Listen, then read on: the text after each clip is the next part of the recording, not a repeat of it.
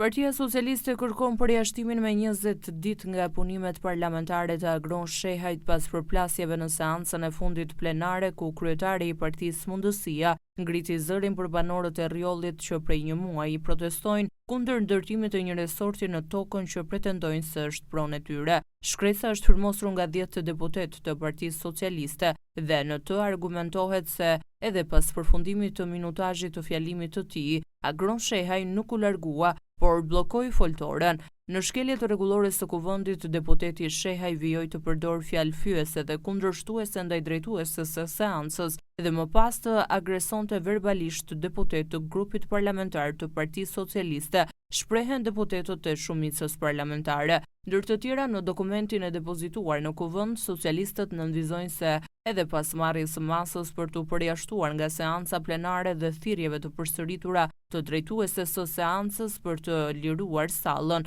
deputeti refuzoi të dalë nga salla duke shkaktuar kështu edhe bllokimin e vijimit normal të punimeve të kuvendit dhe duke i pamundësuar 6 deputetëve fjalën e tyre në emër të zgjedhësve. Në këto kushte, të majtët kërkojnë përjashtimin e Agron Shehajt me 20 ditë nga pjesëmarrja në seancë plenare dhe komisione parlamentare. Shqyrtimi i kërkesës do të kryhet nga deputetët antar të sekretariatit të etikës.